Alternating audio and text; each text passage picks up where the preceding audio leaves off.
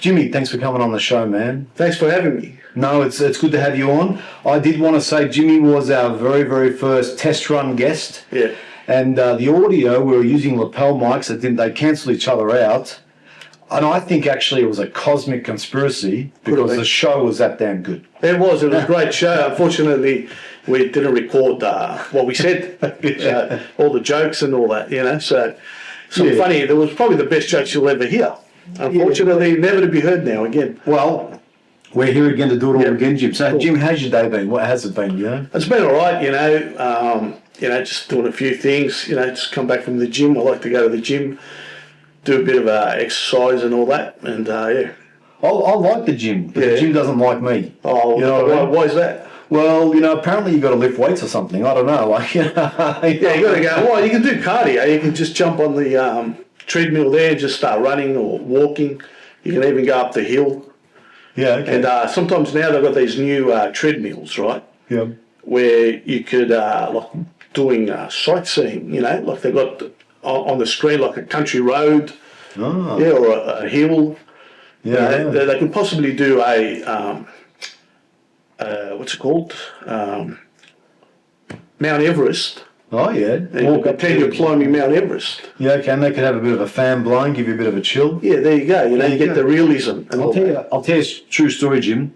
Years ago, when I was in I would have been about 25. Yeah. Probably 29, actually, knocking on the door at 30. I don't think it would matter. Yeah, but anyway, and I used to go to the gym. Yeah. And it was a half-hour walk. To the gym, yeah. I got ripped, but it was all because I had to walk there. You know, nothing to do with me. You don't know. Ripped. Well, I got ripped. Oh no! Well, you lose weight. You wouldn't. I don't think you'd put on muscle. No. Yeah. Well, then you know. Yeah. So what about yourself? What have you been doing? You know, you've been going to Crown or? Oh man, the Clown Casino. Yeah. I am going to go to Manila. And they've got a Crown in Manila. Do they? Yeah. Really? The first time I went to Manila to meet my future wife, big hello to my beautiful wife, Joe Pai, they were building the casino. So it was under construction. Right. And I was like spewing, you know. Anyway, I'm going back to Manila with my wife. We're going to take our daughter, going to meet the family and everything, her family. And I'm going to go, and I've said to Joe Pai, okay, this is the budget. That I can't go with her brothers, you know. Her brothers, cool. Yeah, so I'm looking forward to that. Yeah. Well, that's good. Richie, the tech guy, and I, we found $5 in the miking. I told you this. We found $5 in the miking machine. Yeah. That machine always pays. Really? I've never seen a miking machine with money coming out. Well, I had a $5 note sticking out anyway. Yeah, we went up to Brown's on the corner. Around the corner. Yeah. Put the $5 in. First press, free spin. Second press, the green 1,000 drop down. I told you. Oh yeah, 1,000. 1,000. Yeah. That's right. Did you spend it wisely or? No. Next game. Next machine, you mean? Yeah. I'll tell you an interesting story, Jim, because this is as we're talking about Crown. Yeah. One night I went to Crown, and it was Brownlow night. You know, I used to have Brownlow night there. Yeah. Anyway, I was there really late, right? Yeah. And what I was doing, I was going around Crown, just looking for chips on the floor. Right. I was a bum, basically. Anyway, I was putting like 5-cent pieces in this pokey or something like that. Yeah. I mean, I know exaggeration. Anyway, Andrew Demetrio walks past, you know, who was used to be the AFL, right? And he used to teach me at school. Yeah.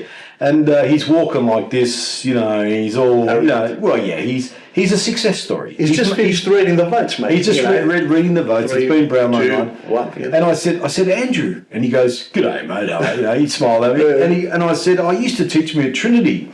Oh, yeah. And he goes, "You've kicked on," and then just walked off. Well, there you go. There you go. He gave you a compliment. Well, you know, on the way here, I don't know, but I saw a stop sign, and underneath the stop sign, it had graffiti. Someone sprayed. Was it the stop sign? And underneath it had genocide. Stop the genocide. And I thought, there's so much genocide in Coburg, is there? well, it's like all over Coburg they've got free Palestine, all over Coburg. But I'm thinking, well, I'm only on the disability support pension. I don't know how much I can do. That's right. Yeah, you're limited. Yeah, I could send them some steak knives. So that's all I could do. Yeah, it's a tough in one. your condition. Well, you know, there might be some people. Maybe they're trying to recruit people here from Coburg. You know. Well, to go over there and do something, but well, a friend of ours calls Coburgistan. Oh, yeah. right, That's I in get one of that. those areas. Yeah. Hey, big shout out to Palestine there, Free Palestine. Yeah, So yeah. big support of that. Yeah. Now, Jimmy, I knew you from the early 90s. You're doing stand-up Yeah. comedy. You did a lot of comedy back in the early Yeah, I 90s. did, yeah. How did you get to your first gig? What inspired you? Come on, man. Oh, the first gig, yeah, let's talk. Well, No, why did you want to do stand-up? I wanted to do stand-up because, look, you know, being in high school, you know, people tell you you're funny. And then, you know, and then, look, I studied marketing. I didn't like it. I dropped out. And then I was out of work, unemployed for about 2 years, you know, in my early 20s. And can I preface that? Best days of his life. What the unemployed is. You should write a book about it.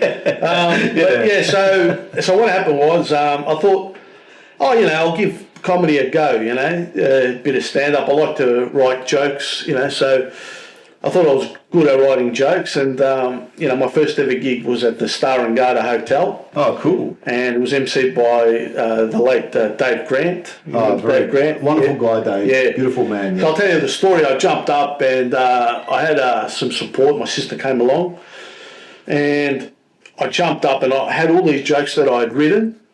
And I thought, oh, you know, these jokes got to work a treat, you know. But every joke I delivered, it bombed. You know, it bombed. But the crowd liked it for some reason. I guess the way I was handling it and what have you, you know, they were just in stitches, you know. But I was humiliated, you know. I didn't want them to laugh at me. I wanted to laugh, you know, with me, you know, my jokes that I've written and everything. Anyway, so in my mind, I bombed, right? I literally bombed for 5 minutes. So I got off stage and Dave Grant, you know, he came up to me and he said, oh, he goes, that was awesome.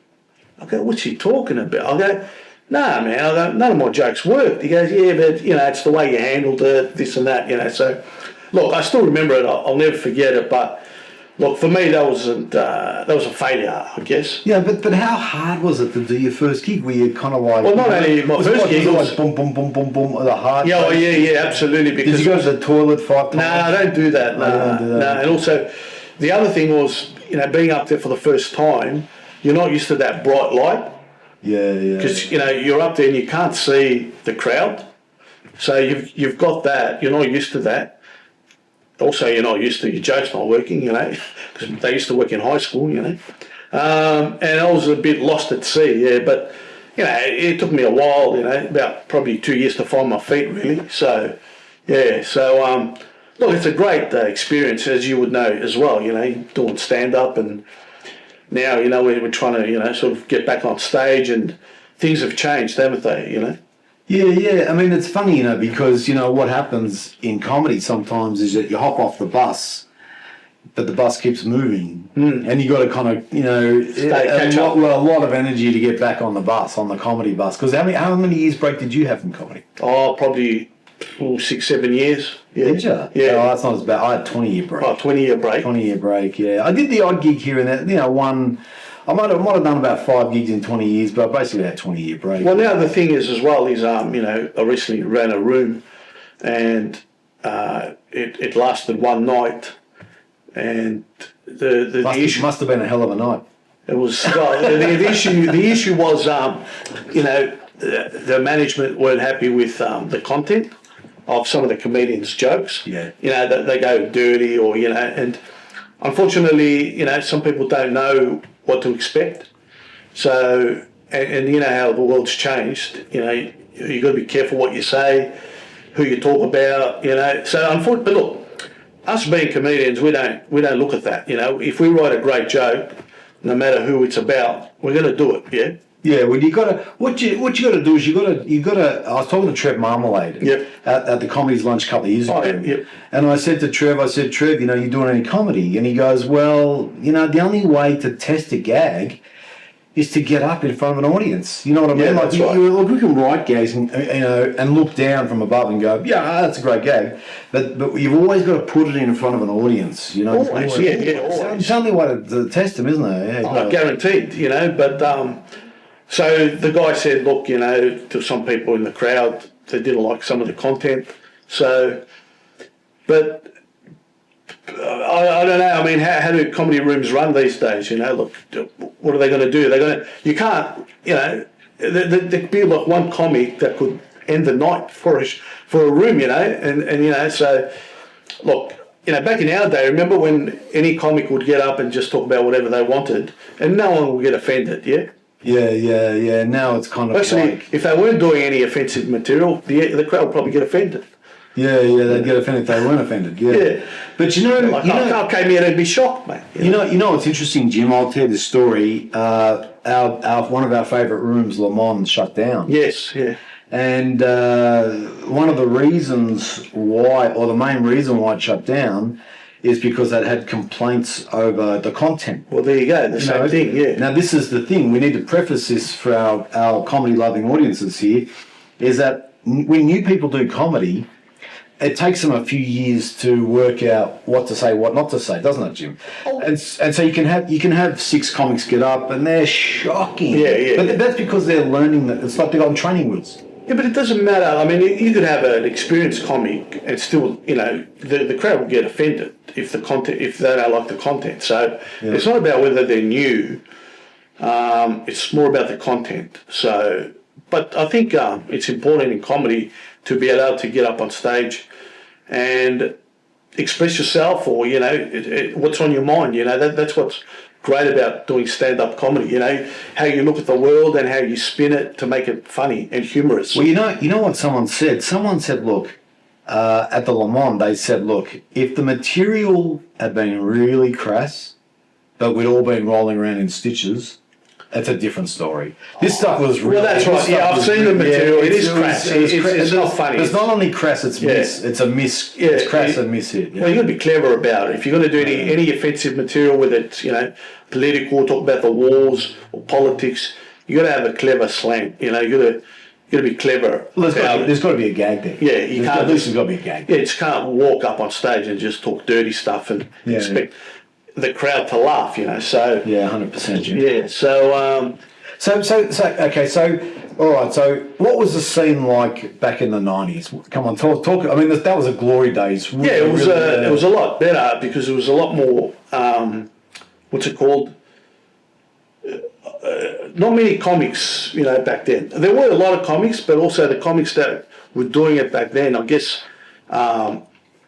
They did it because they loved it, you know. Where now I think a lot of people see comedy on their phones and they think, oh yeah, I could do that, and they just rock up, jump up on stage. They don't have to write anything, or you know. So I've always thought of comedy a little bit as the poor man's showbiz. You reckon? No, but you know what? You know, like Eric Bana. Yeah, he's a roof tiler. He's a roof tiler. Starts doing stand-up, ends up in Hollywood. I mean, you know what I mean? I mean, that's an unusual... but he was doing stand-up at the ESPY, so... No, but what I mean is that, you know, you get some blue-collar guy or, you know, or anybody really, and, you know, like, I don't know if you've watched Hollywood movies, right? Yeah. Everyone's good-looking, everyone's stunning, you know, the guys, they've all got chiseled, they've all got square jaws, whatever. And then there's some short fat guy. What was that? Well, in some movie, like, you know, the Hangover or whatever, you know. Yeah. And then it's like, well, comedy has got them into the industry, Jim, don't they reckon? Yeah, they have. Yeah, stand up. So comedy doesn't platform into movies. Yeah, it doesn't discriminate comedy. You know what I'm saying? No, it doesn't. You can be anybody in almost, you know, and if you're funny, you can get somewhere. Well, that's right. Yeah, if you're a misfit or a loser, this and that, you can definitely make it big. You know, you don't have to wait for Powerball or the Tesla. That's right. I mean, look at George out of Seinfeld. Costanza, yeah, George Costanza. You know what I mean? Like, but he's an actor. Oh, like you're talking about his persona. Well, I mean, look at the guy. I mean, he's not going to be in a Marvel movie. You know, but the funny thing about Costanza on the show Seinfeld is he played the loser, but he had a great job. He worked for the New York Yankees. You know what I mean? You're like, wow, what a great job, man. How is he a loser, you know? I know. So, and he always had hot dates. Yeah, he always had a date. You know, he was always on a date. So, I don't know, but it was the way, I guess, he reacted to it, you know? So you like a bit of the punk, yeah, is it the pokers that you do? Yeah, I mean, the things that I like doing historically, blackjack. Oh, blackjack. Poker. Do you count cards or? No, because you can't anymore because they used to have a shoe. Yeah. And even when they had the shoe, you know, the shoe bait, for those of you watching, the shoe was, 8 decks in a shoe, and they'd shuffle them when that ran out, when the deck ran, not totally ran out, but ran out. Now they've got this seashell machine. Yeah. And it's got all these computer chips in it. Oh, really? And it just spits How out. many decks do they have now in there? Well, it's continuous. It's a continuous. Really? Yeah, so you can't count cards, but I never counted cards anyway. But I like blackjack, I liked poker, and I liked the pokies, you know.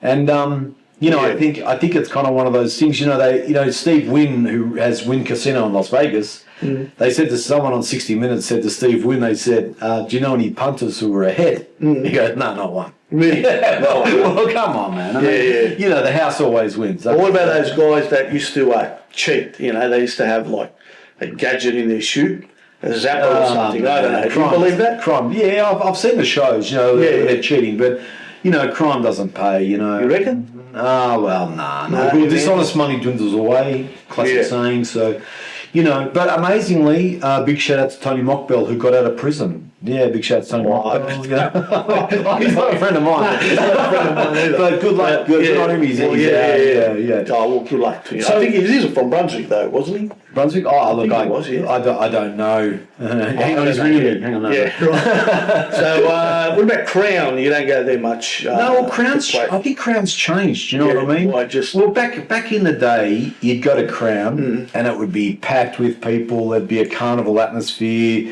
It'd be a bit of a party atmosphere. You know, you'd go downstairs, play a bit of poker. You could sit down and poker for $60. Yeah. Sit down and poker for $60. You grind it out. You know. And then there'd be, you know, people everywhere and stuff like that. But now when you go there, I don't know if it's cost of living everyone or, you know, how tough it is for everyone. But yeah, not a lot of, last couple of times I've been to Crown, you know, you got these kind of, I don't know, it's a different clientele. It's not the mums and dads coming from the outer suburbs, you know. Yeah, they're not I guess cost of living has played a massive factor, I guess. Or maybe you could think that could be the opposite. Because of cost of living, they're trying to win money to buy groceries. Do you know what I mean? Well, look, another thing as well is that someone on TV said that the pokey machines are more greedy than they used to be. Oh, they're more tight. Yeah, they're tighter and, they don't pay as well. You know what I mean? Oh, right. You know, you used to be able to. You know, I'll tell you one of my favourite stories at Crown. I found $1 at Crown. Because what happens is at Crown when I used to go day and night. Oh, really? Around day and night, yeah. Looking for $1. Because it was open 24/7, so you were allowed to. And what you do, right, is they had $2 fish and chips. Oh, that's right. So as soon as you grab $2, go feed yourself. Yeah. You know what I mean? So you find $2 in a machine and you go feed yourself. Yeah. Now it's all tickets. They don't have points so now much. it's vouchers. Vouchers, yeah. Anyway, I found $2. Went and got some fish and chips. Then I found another $1. Oh, really? Yeah, and I put the $1 in this pokey, and I got the bottom train, which paid about $11. Oh, wow. Then I went to another machine, and during the free spins, got the 5 dragons, which paid $75. Oh, yeah. Then I went down to the poker room, and I'll tell you, I got the best hand, Jim. I had pocket aces, right? And I thought, okay, well, I'll just slow play. Yeah. I won't make a big deal out of it. I just kind of linked in. Don't get too excited. This guy, this joker down here, he had 10-8. Oh, yeah. Right? Anyway, the flop came ace 10-10. Right? So he's hit trips. He's going for a book. Yeah, but I got a book. Got a pocket ace. That's right, yeah. Oh, I got three aces of 10. Yeah. Next card's an 8. He's hit a book. But I know. Anyway, I've built up a few chips by now. Yeah. This is all from $1. Yeah, right. Anyway, he said to me, he looks at me, he goes, I don't think you've got anything. Oh, really? Pushes all these chips in. Oh, I can't. Anyway, I ended up walking out with about 500. Fair dinkum. And I drove home, paid rent. Oh, to my housemate, then drove back to Crown, with that, with 150 left. That's all from $1, Jim. Try to win next month's rent. Yeah, right. Everyone's got a Crown story. What's your Crown story? I don't. Well, I have a few. Did you ever have a big win? I mainly Texas Hold'em. Not really. No, I don't. Up and down. So. But there was a time, you spent 12 hours on the table because you've had a bad beat. And because they don't have windows there, you don't know when the sun comes up or when the sun goes down, So, but no, look, I haven't been to Crown for a long time, which is good. So. There was this guy, I remember this guy at Crown, I was playing poker with this guy at Crown, right? And, you know, I had like, you know, king 10 or whatever. Yep. Hit a king, right? He bullies me out of it. I go, oh, he's probably got a better hand. I've only got a pair of kings. And then he shows you, you know, 7-5. Yeah, you know, right, and he yeah. starts giggling. You know what I mean? Yeah, yeah. Anyway, Anyway, same thing happens. You know, 10 minutes later, you got king queen. You hit the queen. You know, you're not really strong. You know what I mean? He bullies you off the hand. Yep. You throw it in, and then he shows you, you know, I got 5-2. You know what I mean? He hasn't. Yeah, yeah. You know what I mean? Anyway, the third time, right? You get 2 pairs. You go, this time he's not getting me. And he hits a book, you know. Oh, of course. Yeah, you might hit with the low cards, you know, the 2s or something. I know, but they're the stories you hate. You know what I mean? Oh yeah, the bad beats. Yeah, where one player has it over you for the whole time you're at the table. But that's why Texas Hold'em is not the best game to play, you know, because one card can fool you. Yeah, you know? but they say, you know, play the player, not the card. That's right. You know, like those great movies, like Rounders, was it? Rounders, you've seen Rounders? I think I've seen it. Yeah, with Matt Damon. Yeah. What's that other saying? If you don't know who the fool is, You're the fool. You're the fool. Yeah, that's right. Yeah, if you look around the table and you can't find the fool, you're the fool. Yeah. So, yeah. What about movies? You're watching movies or anything? Or? No, just I've done it. You know, something's happened to our concentration, Jim. That's right. You know, when I was a kid, we'd watch Charlie and the Chocolate Factory, and we'd be totally, you know, sound of music, exactly. we'd be totally entertained. Rear Window, Alfred Hitchcock, you know, we'd be totally, you know, Shane, you know, the Western, you know, you'd watch all those movies. Sit there now. Yep. Now, 5 minutes into one of those black and white movies, I'd be looking at my watch going, what's next? Exactly. Something to our attention span. It's because of we're used to watching reels. Yeah, just bang, bang, bang. 30-second reels. 30 seconds. But you said that you go in the audience sometime of a Tipping Point, the game show. Yeah, I've been. What's that like? Yeah, it's good, man. I mean, as a gambler, right? That's great. Yeah. It's like, whoo, that's like, you know, they're winning, I'm winning. But have you ever thought of being a contestant? Going to the show? No. You know what? They ask you a lot of questions. Yeah. To see. Well, it's 3. It starts with 3 people. Right. And they hone it down to 1. So you got to beat 2. So the guy who plays for the dough has got to beat 2 other people. You know, like asking general questions. Yeah, I've seen that they have 3, but I've never seen the show. Well, you know, when we were kids, you'd go to a carnival and they'd have those machines like this. Oh, they are. And you'd put the 20 cents, you'd roll the 20 cents in and knock out more 20 cents. So Tipping Points actually, we used to play as kids in the 70s. So what is it? Things have to drop. Yeah, there's these down? arms going like this, right? Yeah. The thing drops, pushes more over, pushes, and then drops the third one, pushes more. But they used to be carnival games. Have you met Todd Woodbridge? Or? Oh, I spoke to him because the audience gets to ask him questions. Oh, yeah, right. Top guy. Yeah, good top guy. bloke, He's probably got the same hairstyle. Yeah, well, he has got the same hairstyle, but he's got a bigger bank account, I can tell you that. Yeah, well, he was a great tennis player. You know, he played, you credit to him, you know, he was one of the best doubles players. Oh, with Mark Woodford. You know what I realised, Jim, when I was thinking about Dave Hughes today, you know? When you have success, unless you do something stupid, it's followed by more success. It just snowballs, really. Yeah, that's right. Success on top of success on top of success. Well, I've got a funny story about Dave Hughes when I think we were doing a gig at the Star and Garden, and he gave me a lift home once. And when he dropped me off, he goes, you owe me a favour, you know. And I go, all right. I go, look, if you ever get booked for a $10,000 gig and you can't do it, I'll book. He didn't laugh. No. So, but you know, I mean that, you know, to be a success in Australian comedy, I guess you got to be very, very good. You know, you got to work hard. Yeah. Yeah, but Jim, don't you reckon there's only 12 people who make a lot of money in comedy in Australia? You know what I mean? Like, you know, radio. Yeah, radio's the one where you need to get to. And TV. And, I mean, you could, you know, Will Anderson, Rove, Hughesy, even maybe someone like a Peter Hellier's maybe. He'd done well. You know, so, I don't know, there'd be even people like Marty Sheargold, you know, he's done well. Yeah, he's done well. Lawrence Mooney, you know, it's just like a hand. Well, Marty Sheargold had that thing recently on the radio, you know, about women's soccer. Oh, I know. Yeah, but what would you think of that? Was that okay. Well, this is the thing, right? He used a male body part analogy Oh, that's right. to He did, describe why he wouldn't watch the It was a bit Matildas. full on, yeah. Yeah, he could have said, I'd rather watch paint dry than go to Matilda. It'd still be in radio, you know. But what do you think? Like, I mean, he said, the Matildas, he wouldn't watch them, and then a lot of people said, well,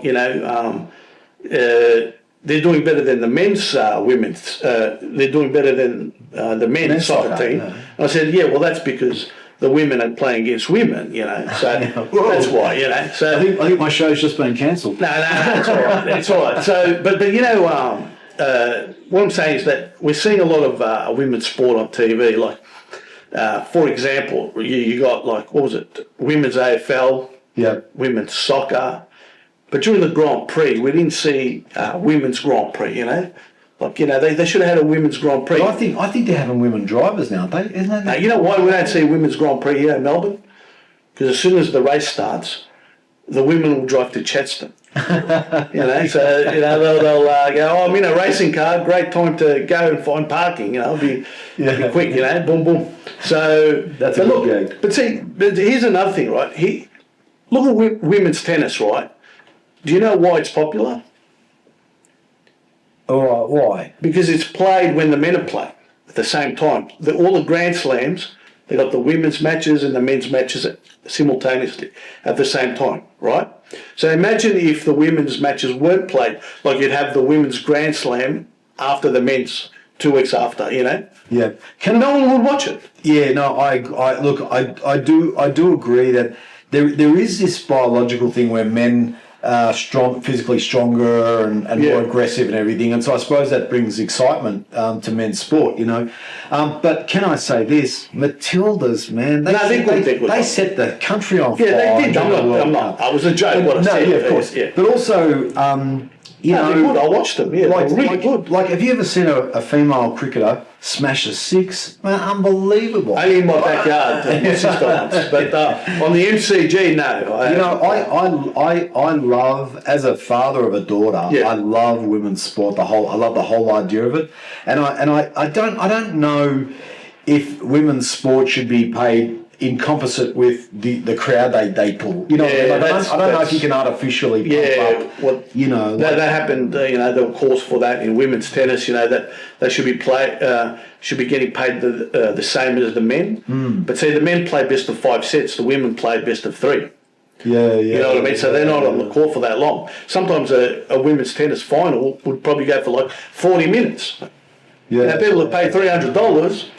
You go out there and you want to see a great final, but it's over 6-1, 6-2. It's all done and dusted, especially when Serena Williams was playing. So you wouldn't get value for money. I love Serena Williams, by the way. Yes. What I was going to say though is because women juggle things like, should we have a family and should she get pregnant and everything, should have baby things, and also they juggle careers. I think they're entitled to every single. Well, no, you can't say look, all right, I mean, men look. Yeah, but we can't say look, with a women's Grand Slam final is $750,000 to the winner. You got 2 kids if you win it. And you got 2 kids, we'll give you $1 million. You can't get child support. No, I know what you mean. You know what I mean? So they choose to play tennis, right? Yeah. So look, I'm not an expert or anything, but in terms of the quality, but plus you've got to see how much money they're bringing into women's tennis. Now, when we were talking about a sport like tennis. A lot of, especially in the women's sport, it's got to do with image as well. So a lot of female tennis players make a lot more money from advertising. Yeah, it's their image. And if they're looking really nice, they're beautiful women. And they'll make more money. So I'll tell you, in regards to tennis as well, factual fact, women draw as bigger crowds in tennis as the men do. So they should get the same money. Well, but hang on. But in AFL and they don't get the big crowds. So where's the money going to come from to pay them the same as what the blokes get? Because the blokes pull big crowds, but the women will get there. Let's turn the clock 20 years down the track. They might be getting 60, 70,000 to a match. You never know, man. I don't think, because the women, like I've been to a few games, they just can't kick the distance to you know, maybe if they play in a smaller ground. I think, because, you know, I think the last grand final was like 4-2 or something, you know. You see more goals in a soccer match, you know. But I'll tell you something interesting. If you look at when AFL started, that was like the grand final scores of the men. You go back in time, we'll get a statistician on the show next time to go Bruce. through. We'll get Bruce McAvaney on the show. Yeah. But listen, I want to ask you a question as we go to how prolific are you at gag writing? How many gags do you write? Oh, right. Do you write one a year or do you write 100 a year? Man, not one a year, not 100 a year. I just write them. Look, obviously, when you write a joke, it pops into your head. Yeah. You know, so. But what if it's a topical thing like something on the news? You can't say it forever. You know what I mean? No, you can't say it forever. But I like writing topical jokes. They're fresher. You know, the crowd like them more. You know, they appreciate it more. You know, because it's straight in the news, and yeah. So, but I love writing jokes about politics. You know, especially about Donald Trump. Yeah. You know, he's a bit of a clown. I know that you're a supporter of him, which is. Well, let me preface that. I'm the supporter of every sitting president. Oh, really? Yeah. Okay, Whoever the sitting president is, I'm a supporter. Yeah, but that man, like he just fools everyone, you know. Well, does he fool everyone or does he buy everyone? He buys everyone. I think no one buys his bullshit. You know? I think the thing I like about Trump is how uncensored he is. Well, like he just says what he thinks. Yeah, you know? Whereas others like say it conservative, and then the HR or the PR guys go, oh, you can't say that. But Trump's got no PR people. Yeah, or if he does, they've all gone grey and lost their Yeah, it reminds me of a few comedians. You know, like I won't say any comedians, but sometimes, you know, look, you're in the green room at the back, and you're always having laughs with the comics, huh? Sometimes that's the best part of the night. Well, you know, I think that, I mean, talk about comedy as a family, Jim, because comedy is a bit of a family. Well, I remember there was a comic who told me, well, just quickly, you know what I want to say? Yeah. You know Dave O'Neill? Yeah. Now, I'm not going to, you know, but Dave O'Neill, he does the voiceover for Ladbrokes, is it? Oh, does he? Yeah, and he said, you know what he says? He goes, do you know what you're betting with, or do you know what you could be buying instead? Oh, he does that. Gamble responsibly. Oh, yeah. And I remember years ago, backstage, I told him, you know, I used to bet on the horses, and not once did he say gamble responsibly. Now he gets some money, he's paid, and now he has, you know. Look, he's a convert, isn't he? It's strange how he didn't care back then, you know. But look, now I remember there was a story where a comedian was on stage, you know, whatever, and then at the end of the night, the promoter goes to him. He goes, oh yeah. He goes, look, man. He goes, I didn't get anyone through the door. Hardly got anyone. He goes, I can't pay you. He goes, what? He goes, yeah. He goes, I can't pay you, man. He goes, do you smoke pot? Like he wanted to pay him with marijuana, you know. And the guy goes, no. He goes, I don't smoke pot, you know. So have you ever had that? Look. You know, vegetables or tomatoes. Back in the day, you know, with at the SB, it was actually easier to get $20 out of Trev than it was to get pot. Oh, yeah, right. Because he's not parting with his pot. You know? Yeah, right. You're not touching my good stuff. Just to go on record, I don't smoke pot. I never smoke pot.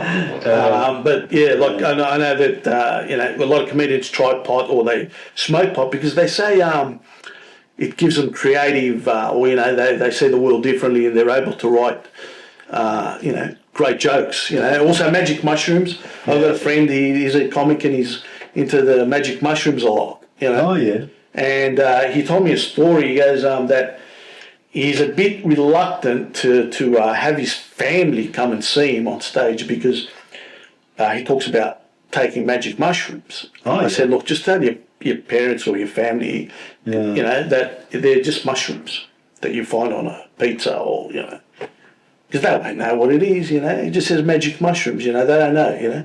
Yeah. What do you reckon? Well, maybe he could say, don't you think mushrooms are magic? Tasty. Guys. Yeah, magic. Yeah, there you go. Yeah. I want to ask you a question, Jim. Yeah. So, we talked about the comedy scene in the 90s. Yeah. What's the scene like? What's it all, mate? What's the scene like now? Oh, the scene is it's what's it called? There's a lot of people doing comedy. A lot of people doing comedy. A lot of people not. I feel they're not writing. They're not taking anything on stage. They're doing a little bit of. I know that it's a bit in now to do crowd work. You know, like, you know, hey, what do? You know, this and that, and try to bounce off the audience. I think that's wrong, because I think as a performer, you have to take your tools on stage. You know, you need a routine. You need a routine. What have you written for the crowd? You know, because the crowd want to see a presentation, a show. You know, what advice would you give someone starting out, or someone who's been doing it for? Because you know, Jimmy and I ran a room in the Craftsman's Corner. Had a great time. Big shout out to Alex. And what we found is that, you know, a guy would get up there all bravado, chest out, do 5 minutes. Really, no gags in there. Yeah, well, it's fine to have the bravado because you could get away with it in a way, but in the end, the crowd want to hear something funny. So my advice would be, well, number one is to do a lot of gigs, right? The more you get up on stage, the more you find yourself and you feel like that you belong. But I guess for me, you know, the joy was to write a joke and perform it to the crowd, you know, and hear the laughter. The reward, that's the reward, you know. And as much as, you know, the reward was never the payment, you know. But I remember a gig, I did a bad gig once and was getting paid for it. I was getting paid like $400 and the gig went bad. It went really bad. Oh, gee. Yeah, it went really bad. And you know what? I didn't want to take the money. Yeah. You know, and the MC said, you guys take the money. I go, why, man? I go, I'm not taking the money. He goes, no, you guys take it because you deserved it. You know what he meant by that? Well, you had such a tough gig. Because I suffered. Suffered because you suffered. He goes, you deserve the 400 because you suffered. Yeah. I'll tell you an interesting story. I was in a double act with Fred. You know, doing Crime Stoppers. Anyway, we were kind of rising up in the scene, you know, like the plane was taking off, you know what I mean? We weren't quite in the clouds, but we were taking off. Anyway, we did a gig at the Botanical for Marshall Butters, right? A long time ago. And we sat down with Marshall before the gig.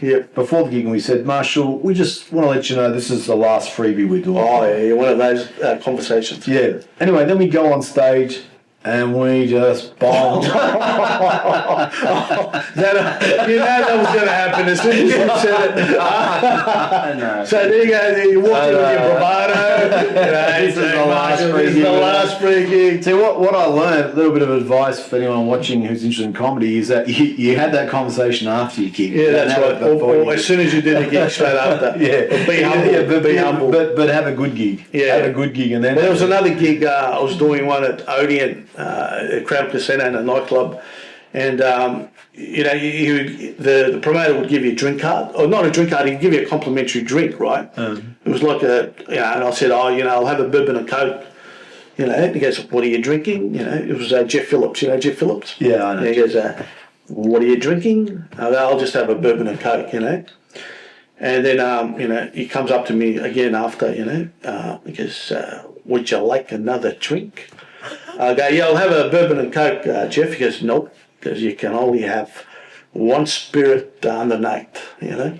Anyway, so I got up and I had a great gig, right? A great gig. He comes up to me at the backstage, goes, would you like a bourbon and coke? You know, so Jeff Phillips, Mr. Showbiz, wasn't he? Yeah, he was great. He was great. You know, he was the only promoter that would sit the crowd down. You know, he'd walk them in. He was very professional. Yeah, very showbiz like a guy. concierge. Yeah, he was really good. He ran some great rooms. You know, the Toorak Line and all them. And so Jim, what is the future for you? What's the goal? What's the goal? I want to do a bit of acting. I want to get into acting. But yeah, acting is what I want to get into now. So you know, I've always wanted to do both. You know, sort of comedy and acting. So that's my goal.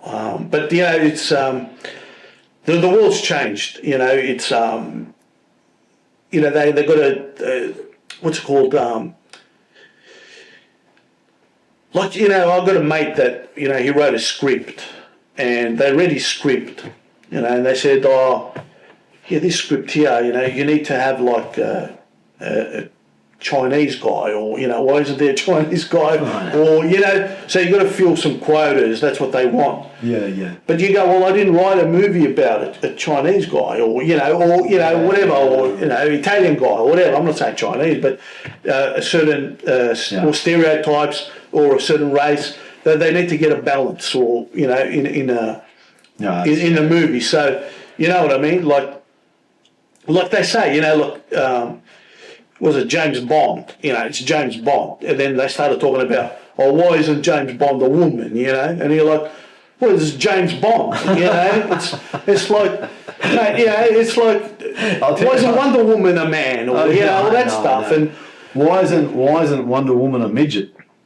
That would be interesting. A midget superhero. Anyway, that's a story for another day. No, let's talk about it, man. Think about it. I wanted to talk a little bit just quickly about James Bond, where during the AIDS epidemic, they had James Bond, the Bond that they had during when AIDS first started. I think it was who was the guy after Bruce Lazenby? Who was the guy? Roger Moore or whatever.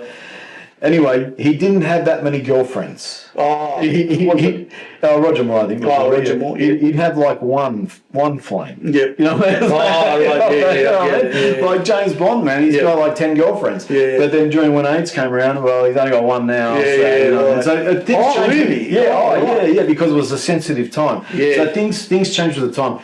Jimmy, we've got to wrap up the show. Okay. Yep. I want to thank you for coming on. We're going to definitely get you back. All right? Yeah, get me back. I had a lot more to say, especially midget superheroes. That's funny, man. I can't believe I said that. I feel like I'm going to get some interest groups going to kind of have a go at me. No one watches the show anyway. Okay. No, what's wrong with midget superhero? Well, no, you could have a midget superhero. What you're saying that midgets don't have superpowers? Mr. Midget. Mr. Midget. Well, he could be the best pickpocketer, or midgets. Maybe we'll leave it there. Okay, we have to work on this script. Jimmy, thanks for coming on the stand. Thank you. Play the music. Thanks for coming on the show. We'll see you next time.